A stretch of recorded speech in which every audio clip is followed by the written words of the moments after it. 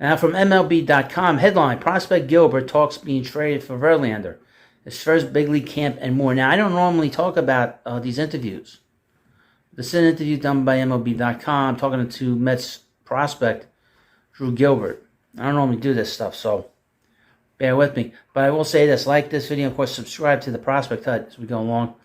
Among a larger group of impact prospects taking part in Major League Spring Training is Drew Gilbert, one of two pieces along with fellow outfielder Ryan Clifford that the Mets acquired for Justin Verlander at the 2023 trade deadline.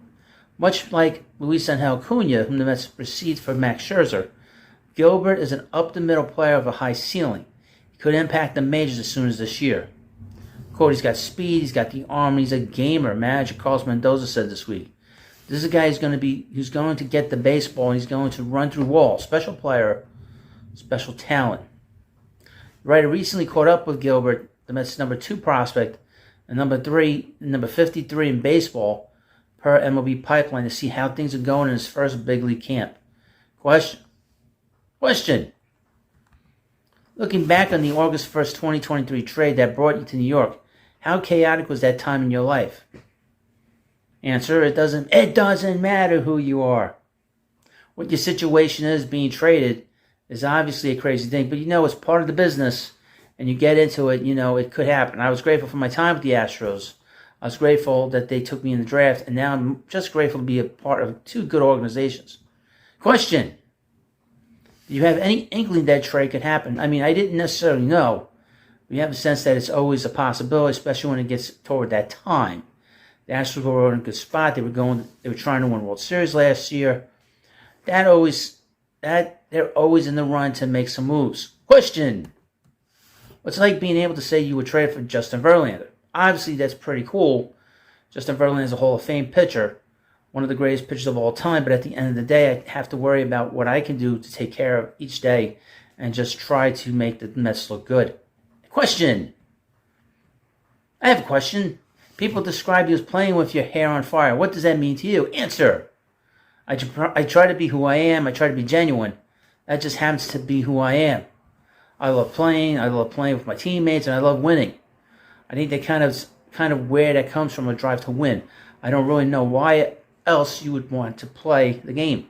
That's just who I am, and hopefully will always be. Obviously, you're always trying to make adjustments, and I'm not perfect. I definitely let my emotions get the best of me at times.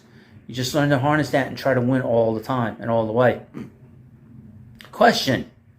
Your defense has long been a calling card. Would you rather rob a homer or hit a home run? It depends on the situation. It really does. It's a tough question for sure. It's a good question.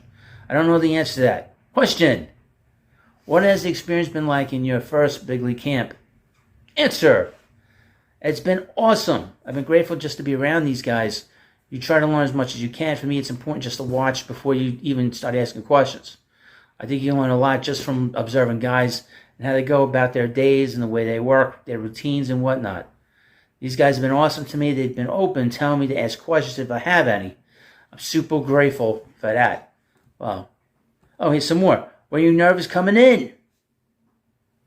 I think that's always natural. I don't know if it's nerves, but just anxious, right? It's a new organization. I don't know any of these guys, so I think the human element kind of comes in sometimes, but you get over that pretty quick. Question. What are your goals this year? Obviously, there are statistical goals, and everyone wants to move up.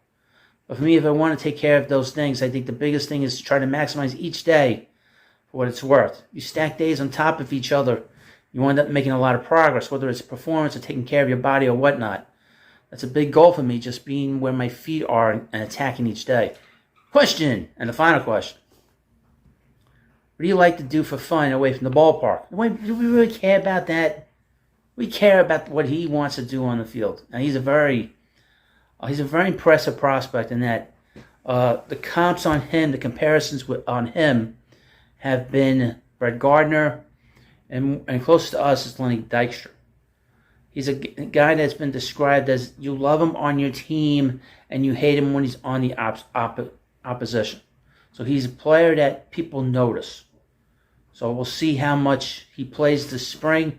I'm sure he's going to get a lot of chances. He's the closest really to the major leagues of any of the Met prospects in terms of the everyday players. He's the closest. Probably Angel Acuna is probably after him. Luis Angel Acuna is probably after him, and then probably after him is Jet Williams. But Drew Gilbert is next in line. So we will keep you updated on this situation. He's a very exciting player. All these players are very interesting in their way. Interesting. And of course, thank you for watching this video. Of course, please subscribe to Prospect Hut, and I'll see you later.